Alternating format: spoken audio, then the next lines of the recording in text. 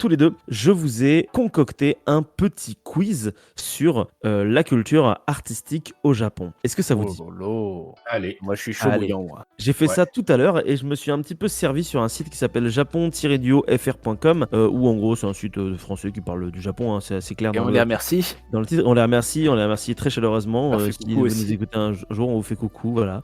Je sais pas trop si vous êtes doué en Japon ou pas, donc on va voir si c'est le cas au travers de ce petit quiz. Vous êtes prêts? Question C'est numéro parti. 1. Qu'est-ce que la Cha no Yu? Alors là, ça commence fort. Hein. Là, tu Mais- nous, Je ne sais pas. Eh ben, sachez que la Cha no Yu, c'est la cérémonie du thé en japonais. Oh. D'accord. Cérémonie du thé qui est en fait un art traditionnel du Japon qui se déroulait autrefois dans les maisons de thé, qu'on appelle aussi des chaya, et qui se trouvent aux alentours des temples bouddhistes. À l'heure actuelle, cette cérémonie n'est plus réservée aux moines, elle s'est popularisée et elle s'invite dans les foyers japonais. D'accord. Voilà. Bien. Donc ça va être un petit peu ça tout le temps. Je vais vous demander si vous connaissez un truc et puis après ça aura une petite information derrière tout ça. Est-ce que vous savez ce que c'est que l'ikebana par hasard? Ikebana, j'ai déjà entendu ça quelque part. Ouais, c'est moi, toujours je ne des sais arts pas. pour le moment à chaque fois qu'il faut chercher. Oui. Je crois que je ne vais avoir la réponse d'aucune de ces Aucune de ces questions. questions. Je m'en doutais un petit peu en faisant le quiz. Moi-même, je connaissais rien du tout, hein, parce que il faut Ah oui, savoir bah, que c'est- je n'y connais rien au Japon. L'ikebana, c'est l'art de l'arrangement floral. D'accord. C'est un art qui est Ah, très ouais. important au Japon. En fait, il a été largement influencé par l'art floral chinois. Dans le passé, les œuvres créées servaient d'offrandes dans les temples bouddhistes, encore une fois, et de nos jours, il sert également de décoration très prisée dans les maisons japonaises. Et afin de perpétuer cet art ancestral, de nombreuses écoles sont apparues sur l'archipel du Japon et même dans certains pays occidentaux parfois. Ah bien. D'accord. Bah écoute, J'ai super. j'ai pas réussi à me rappeler de tous les noms, hein, par contre. Hein. Ouais, pense j'ai que- juste me rappeler de l'art, du thé, En fait, des fleurs. En fait, je trouve que le thé, c'est assez facile de retenir parce que c'est Cha no Yu, et la maison de thé, c'est Chaya, et moi, je peux pas m'empêcher de penser à Chai et de penser à thé Chai, et du coup, ça me fait un moyen mémotechnique. Oula, t'es parti loin quand même. Hein. Voilà, pourquoi pas, hein, les sonorités oui. se ressemblent un petit peu. Est-ce que vous savez ce que c'est que l'ukiyo? Ouais, non. Eh bien, Tu me rends compte, on Eh bien, va- non, comme non, depuis le début de ce questionnaire, je suis Ça sans va, réponse. il y a des questions plus simples après qui vont venir. Le l'ukiyo, Ah. c'est un mouvement artistique pendant l'ère Edo. Oh, d'accord. Ça C'est veut la fin dire, du Moyen-Âge japonais, je crois. C'est ça, enfin plutôt Renaissance Ouais, japonaise, c'est ère Edo. Renaissance. C'est ça. Cela signifie monde flottant et ça touche surtout les estampes et les gravures sur bois. Ça décrit le mode de vie urbain de la société. C'est une culture qui se développe à Yoshiwara, dans le quartier où sont situés normalement les bordels, les fameux, on va voir si vous avez retenu, les fameux chaya, qui signifient Ouais, d'accord. Les maisons de thé. les maisons de thé, exactement. Les salons Il y de a thé. aussi, il y a aussi, les théâtres, fréquentés par une classe moyenne japonaise alors croissante. Cette culture Mhm. apparaît également dans d'autres villes telles que Osaka, Kyoto, et les fameuses estampes japonaises que l'on appelle aussi des ukiyo-e, ou images du monde flottant, trouvent leurs origines dans ces arrondissements et représentent souvent des scènes du monde flottant lui-même, comme les geishas, les acteurs de kabuki, les lutteurs de sumo, les samouraïs, les chonin et les prostituées. Ah, c'est le quartier des plaisirs. C'est un peu, un mouvement artistique qui représente un petit peu cette ère de quartier de plaisir de Pendant l'ère les Edo. rideaux, c'était Pompélope au Japon. Hein, c'était- Ouais, c'est ça, tout à fait. Il y a un mot que j'ai prononcé au cours de cette petite question, c'était kabuki. Est-ce que vous savez ce que c'est que le kabuki? Alors, le Alors, kabuki. ça me dit quelque chose, mais c'est peut-être parce que ça ressemble beaucoup dans la prononciation à tanuki, donc je pense que... Ah, c'est vrai que ça Tu ressemble peux, à tu peux tanuki. répéter Kabuki, qu'est-ce que c'est? Kabuki. Kabuki. Non, je confonds avec un autre mot, je crois. Oui, à mon avis, tu confonds comme moi avec tanuki. Oui, et puis le tanuki, c'est le raton laveur, je Est-ce crois. que c'est Tanuki, pas, ouais, est-ce que c'est c'est un- pas quelque chose, je tente comme ça, hein, lié Ouais. peut-être au théâtre ou un truc dans le genre Exactement, c'est du théâtre. Oh, Bien mais non, joué. c'est le théâtre japonais. Bravo. Incroyable! C'est incroyable, c'est Je me suis génial. dit à un moment donné, avec tout ça, on parle de tout ça, il y a forcément le théâtre qui va arriver. Bah oui, parce que là, pour le donc, moment, ce sont des arts, exactement. En fait, kabuki, ka, ça veut dire chant, bu, ça veut dire danse, et ki, ça veut dire habileté technique. Et en fait, c'est un D'accord. théâtre qui est centré sur le jeu d'acteurs, à la fois spectaculaire et codifié, qui se distingue par un maquillage élaboré des acteurs et l'abondance de dispositifs scéniques destinés à souligner les paroxysmes et les retournements de la pièce. Alors, ne dis rien, je suis sûr que ça vient aussi de l'ère Edo. Ça, à mon avis, ça doit être très Edo. Et bah, je crois que c'est l'ère Edo. kabuki. Si j'ai pas noté exactement d'où est-ce ça que venait. c'est typiquement c'est dans cet art-là que on va avoir des personnages qui vont se maquiller complètement la Tout à tête fait, de ouais. blanc, avec Exactement, des ouais, gros ouais. des grosses marques rouges, C'est des exactement grosses ça, ouais. cheveux. Et d'ailleurs, c'est pas le théâtre japonais qui en 7 actes ou quelque chose comme ça. Enfin, non, il est en plusieurs actes. Il est en plus Oula, d'actes attends, que l'art, je- que le théâtre européen, de mémoire. La plupart des pièces sont structurées en 5 actes. Le premier C'est cinq. correspond à la Ok, c'est composante Joe et sert à introduire les personnages et l'intrigue, similaire au théâtre occidental. Le rythme augmente alors dans les 3 prochains actes. Souvent, il y a des batailles et le 5e acte est très court et sert de conclusion. Donc, effectivement, il y a plus d'actes qu'au théâtre, Ouais. au théâtre de chez nous. Généralement, nous, c'est 3 si je ne m'abuse. Ouais, 3 actes, ouais. Avec les 7 coups, c'est ça, il y a 7 coups, je crois, avant le premier acte. Oula, Enfin, un ça, truc comme ça, je crois que justement, ouais, c'est. Bon, ça, c'est des souvenirs ça, je de. saurais malheureusement point te le dire. Et effectivement, tu as raison, le kabuki, ça remonterait en 1603. Apparemment, ce serait une prêtresse qui ferait des spectacles à cette époque-là. Et l'origine, en tout cas d'après Wikipédia, remonterait à 1603. Voilà, une prêtresse qui s'appelle Ça remonte. Okuni. Maintenant, on va changer un petit peu. On va quitter les arts classiques, entre guillemets, et on va aller vers les arts du combat. Oh. Tintin. À votre avis, de quand date le sumo? Ouh, ça doit être bien vieux, ça. Je Moi, pense alors, que- j'en ai absolument aucune idée, mais j'ai Faut dire envie au de pif, dire avant notre ère. Avant notre ère. Ah ouais, je sais toi, pas tu pourquoi. vas. Je sais pas pourquoi ça me. Tu vas je- avant je sais JC, pas. toi. Donc avant Ouais, JC. avant ok. Jésus-Christ, ouais. Non, c'est pas avant JC. Non, Ah, moi, je merde. dirais que ça doit être aux alentours du 14 ou 15e siècle, non? Quelque chose comme ça?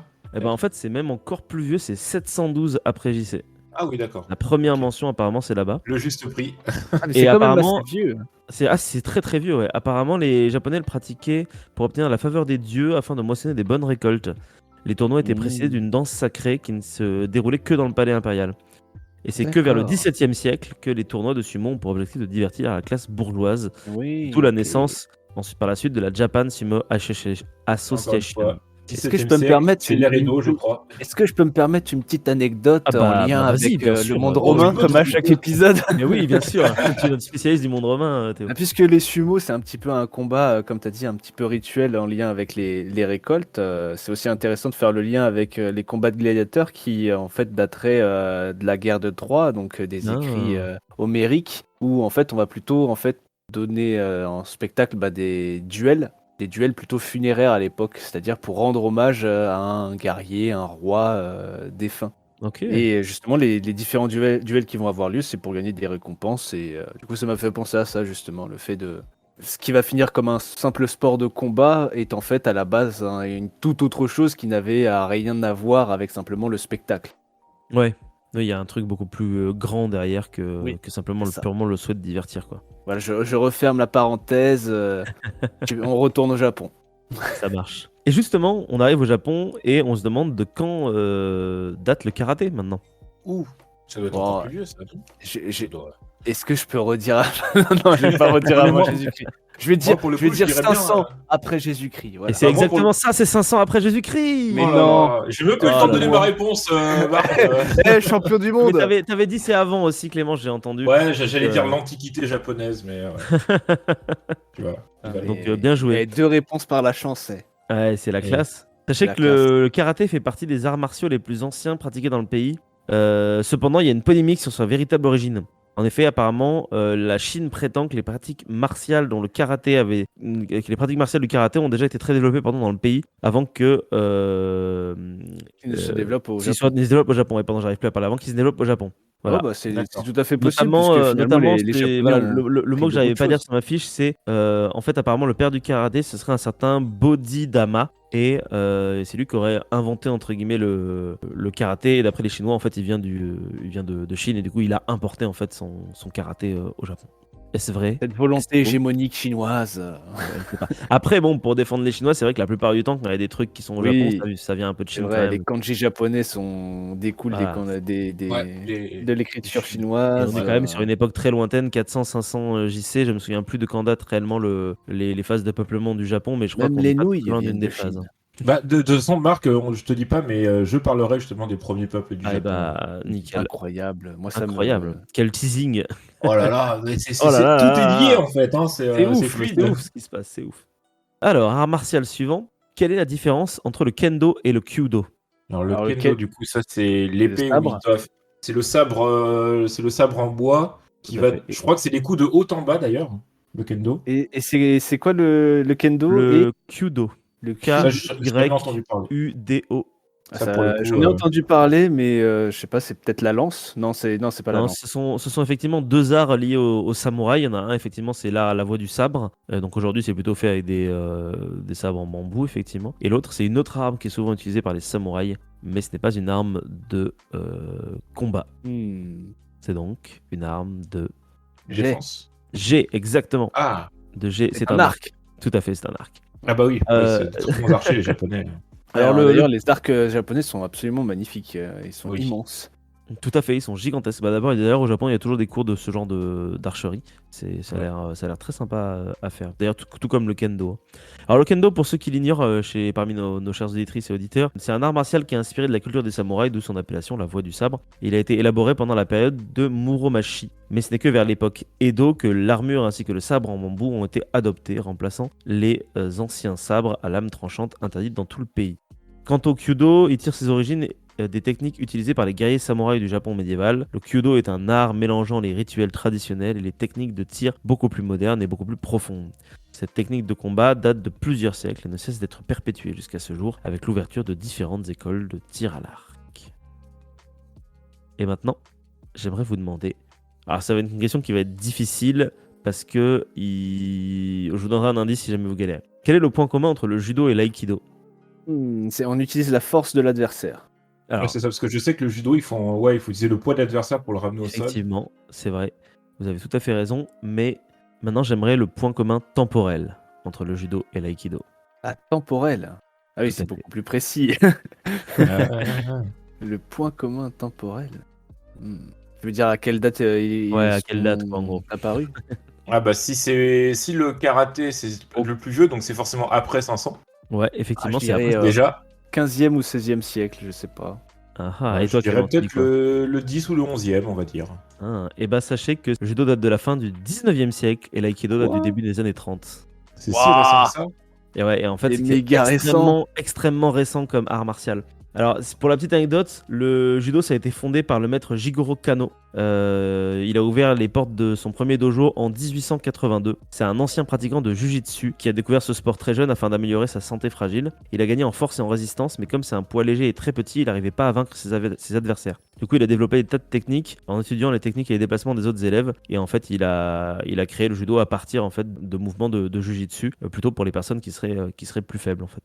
Quant à l'aïkido, ce qu'il faut savoir, c'est qu'il a été formé du coup dans les années 30 et ça a été un moyen de ralliement de toute la population car son fondateur qui s'appelle Morihei Ieshiba, je prononce sûrement très très mal son nom, je suis désolé, il voyait ça comme un cadeau pour l'humanité, il a voulu le démocratiser à travers le monde entier. Après la Seconde Guerre mondiale, il a envoyé des émissaires à travers tous les continents européens et américains. Il ouvrait également ses écoles aux étrangers qui désiraient s'initier à l'aïkido en se rendant dans ce pays. C'est une tradition qui n'a cessé de se perpétuer jusqu'à nos jours. Du coup, si jamais vous vous rendez au Japon pour apprendre l'aïkido, vous serez toujours le bienvenu, même si vous êtes un étranger. Oh, ça c'est bien. Ça, c'est Moi, intéressant. je trouve ça assez cool en vrai. Oui, et puis les pratiquants de Aikido sont assez impressionnants. Alors c'est c'est clair. très mis en scène, mais pour les démonstrations, mais c'est quand même assez beau et joli à voir. Ouais, du coup, c'est quoi votre sport de combat préféré parmi tous ceux qui viennent d'être cités d'ailleurs? Bah moi je Oh. dirais l'aïkido du coup, parce que je trouvais Ouais, ça je- très très beau, mais J'aime bien le kendo, moi c'est vrai que j'aime bien quand il y a un peu. Ouais, Le c'est vrai que kendo, le c'est assez kendo stylé, aussi, hein. Le kendo, c'est C'est stylé. Moi, impressionnant. Hein. j'aurais dit kendo et aikido, je pense. Aussi. Parce que judo l'art et karaté, ça de doit jamais le trop le grand-chose. kyudo aussi, bah, du coup Le c'est kyudo, je vachement pense que ça doit être très joli, mais je connais beau pas aussi. assez pour pouvoir me prononcer sur celui-là. Mais c'est vrai que Aikido et Kendo, c'est grave la méga classe. Il reste plus que 2 questions. Oh. Heureusement qu'on n'a pas compté les points parce que ce serait pas les très très hauts là, les points. C'est très friendly, vous inquiétez pas. Qu'est-ce que la culture otaku? Ah bah ça c'est la culture, c'est un entre guillemets la culture culture geek. geek japonaise, Ouais, la c'est les culture trucs de geek bongo japonaise. geekos, quoi. Exactement. Voilà. Vous avez tous les deux raison. C'est un terme qui est inspiré en fait de la culture occidentale et qui n'a été reconnu au Japon qu'au cours de ces 10-15 dernières années. Ouais, Ça c'est un représente terme beaucoup de... très péjoratif d'ailleurs. C'est ça, ouais. Au Japon, c'est très péjoratif, alors que finalement, c'est très repris par chez nous de manière pas forcément péjorative, je trouve. Oui, parce qu'en fait il y a un Ah. autre mot qui est encore plus Ouais. fort. Je crois que c'est je sais plus le nom exact. J'ai pas envie de dire de bêtises parce que je me confonds pas mal de mots. Mais c'est encore plus fort qu'un otaku parce que ça prend en compte le fait qu'ils ne sortent jamais de chez eux pour le coup. Ah, mais ça, je Et crois vraiment, que ils sont isolés chez eux, ils s'auto-confinent en fait. Tout à fait. Et c'est des otaku plus. Tout à fait, vous avez d'ailleurs une chronique de Maxime qui va s'afficher en dessous, qui parle de ce phénomène au Japon. On a parlé lors du spécial Japon de l'année dernière. Vous pouvez aller écouter ça tout de suite. Moi-même, j'ai oublié le nom. J'ai pas envie de dire de bêtises. J'ai un nom qui me revient en tête, mais j'ai pas envie de dire de bêtises. Du coup, je ne dis rien. Oui, donc du coup, pour rappel, c'est des gens passionnés de manga, les otaku, qui ont des collections de BD, de vidéos, des effigies, des figurines, etc. Ça existe aussi en Occident, du coup, bien évidemment. Et enfin, une dernière question, on retourne sur de la culture plus ancienne, plutôt religieuse. Est-ce que vous savez ce que c'est que la différence entre un sanctuaire et un temple? Bah, le temple est lié à une divinité en particulier, je pense. Ça doit être ça. Et le sanctuaire, bah, c'est peut-être les gens qui peuvent venir s'y recueillir, peu importe le. Parce que je sais que le Japon, c'est polythéiste à la base, enfin, c'est le shintoïsme, mais il me semble que c'est polythéiste. Exactement, ça a un rapport avec, avec les différentes religions du Japon, en fait. Ouais, moi j'aurais eu tendance à dire que les temples c'était quelque part un peu plus public et les sanctuaires beaucoup plus En fait, des lieux sacrés, mais ça doit être entre le shintoïsme et le bouddhisme, non, et c'est le pas du bouddhisme, bouddhisme. ouais, c'est ça, exactement. En fait, c'est ça la différence. Le sanctuaire, qu'on appelle aussi un jinja, c'est shintoïste, et le temple, donc un dera, c'est un temple bouddhiste. Ah, En fait, d'accord. quand tu vas au Japon et tu dis, voilà, je vais visiter un sanctuaire, tu sais que tu visites un truc shintoïste. Alors que tu visites un temple, tu sais que tu visites un temple bouddhiste. D'accord, ok. Alors, en gros, ce qui marque beaucoup le contraste entre un temple bouddhiste et un sanctuaire shinto, c'est l'entrée. L'entrée d'un sanctuaire est toujours marquée par un torii, une sorte de portique sacré, souvent peint d'une couleur Oui, c'est rouge les grandes vermillon. portes Oui, un peu, rouges. un Ça, peu ouais. emblématique. Oui. Très emblématique, et ça délimite l'espace sacré. Il y a une corde en paille de riz torsadée qui indique aussi que l'on se trouve dans un sanctuaire. Alors que chez les temples, t'as pas de torii du coup, tu as juste une entrée qui se fait par un mon, ou alors qu'on appelle aussi une porte, hein, en fait, tout simplement. C'est une porte avec des dimensions très très importantes, où généralement tu as des statues de Bouddha qui traînent juste à côté. En fait, la différence entre les deux est très marquée, pour en tout cas ceux qui s'y connaissent. C'est un peu comme chez nous, l'exemple qui me vient, c'est tu sais très bien quand tu es en face d'un temple ou alors d'une église, en fait, hein, la différence elle se voit dans le design du bâtiment aussi. Très intéressant. Et oui. Et c'est la fin de ce petit quiz culture. Il était pas facile, je sais, mais à la base j'étais parti sur un info ou un tox, mais il était beaucoup trop simple parce que c'était genre oh bah dis donc, est-ce que les Japonais ils font ci ou ils font ça? Et en fait bon, vous auriez eu les réponses. Oui, c'était un peu à chaque fois cliché, ouais, c'était cliché à mort. Et je me suis dit allez vas-y bam, on va parler de culture parce que la culture c'est cool. Si vous vous êtes autant amusé que nous en écoutant cette vidéo, moi je vous conseille très fortement d'aller checker un petit peu partout sur la chaîne parce que vous y trouverez plein de jeux similaires, d'autres jeux un petit peu différents également. Quoi qu'il en soit, moi je vous propose de vous abonner, de partager, de mettre un petit pouce bleu et de nous suivre sur les réseaux sociaux. À très bientôt.